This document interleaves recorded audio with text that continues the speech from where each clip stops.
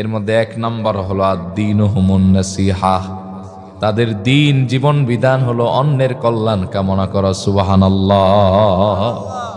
সৌহার্দ্য, প্রীতি, প্রেম ছড়িয়ে দেওয়া।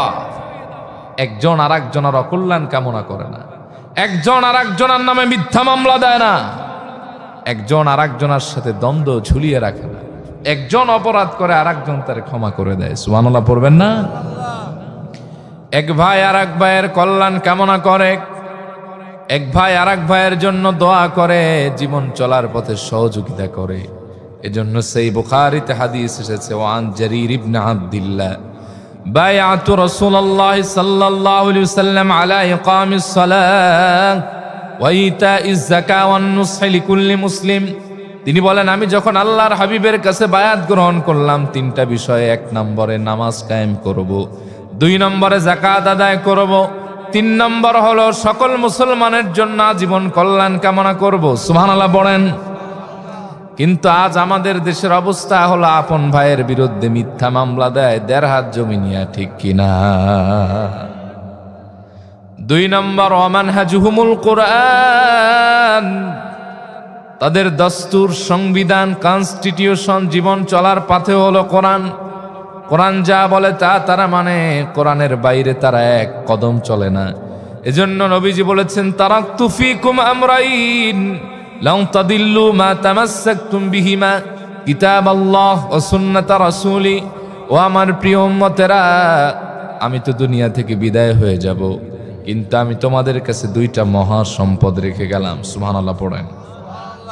1 নম্বরে কিতাব আল্লাহ, আল্লাহর কোরআন। 2 নম্বরে সুন্নাত রাসূলি, আমি রসুলের জীবন আদর্শ।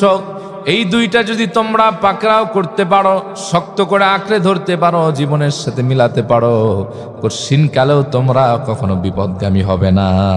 সুবহানাল্লাহ পড়েন।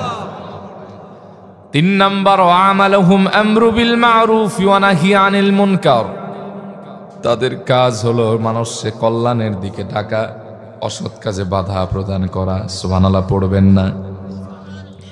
আজ আমাদের দেশে কল্যাণের দাওয়াত দিলে, ফজিলতের ওয়াজ করলে হুজুর জনপ্রিয় হয়ে যায়, কিন্তু ওই হুজুর যদি হক কথা বলে, হুজুরের চাকরি কয়েকদিন পর পর চলে যায়, ঠিক কিনা?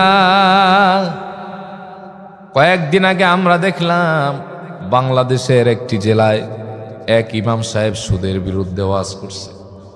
জুমার নামাজের পরে এক কুলাঙ্গার হুজুরের গায়ে হাত উঠিয়েছে। এ দেশের মানুষের আইন যদি কোরআন দ্বারা হতো, এই মালাউনের হাত দুটি ছিনে আনা হতো, ঠিক কিনা বলেন? যাতে আর কোনোদিন বাংলাদেশের ইতিহাসে কোন আলেমের সাথে বেয়াদবি করতে না পারে, চরম শিক্ষা হয়ে যেত, ঠিক কিনা বলেন? কিন্তু এই সাহস তো এমনি এমনি পায় না। এদেশে তো বহু মানুষ আলেমদের বিরুদ্ধে লিস্ট করে, যেদের অর্থ কোথা থেকে আসে, ঠিক কিনা? দেশের হাজার কোটি কোটি টাকা পাচার হয়, এটার দিকে কোনো ক্যামেরা নাই। আলেমদের দিকে যারা সমালোচনার দৃষ্টি ফেলে, এরা কুলাঙ্গার, ঠিক কিনা বলেন? প্রিয় ভাই, সব হক কথা বললেই দেখবেন যে মিয়া সাহেবের চেহারাটা কালা হয়ে যায়, ঠিক না? আগে হক কথা বললে মাহফিলে বাধা দিত, এখন মসজিদেও বাধা পাওয়া যায় কি যায় না? কথা কোন বাস্তব না অবাস্তব?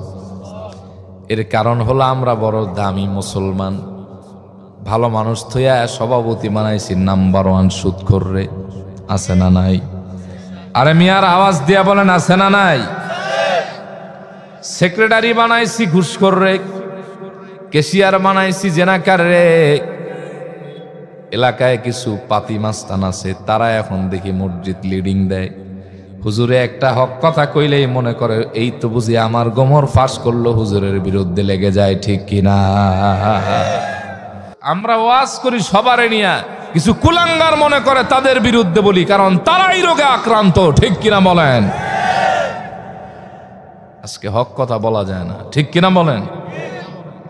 তাহলে 3 নম্বর হলো আমালুহুম আমরু বিল মারুফ ওয়া নাহি আনিল মুনকার, তাদের 3 নম্বর দায়িত্ব হলো তারা মানুষকে কল্যাণের দিকে ডাকে আর অসৎ কাজে বাধা দেয়। আমাদের দেশে এখন আর অসৎ কাজে বাধা দেওয়া যায় না। চোর রে চোর বললেও বহু মানুষ খেপে যায়, আছে না না? হারামখোর রে হারামখোর বলা যায় না, জেনাকার রে জেনাকার বললে মামলা হয়ে যায়, ঠিক কিনা বলেন?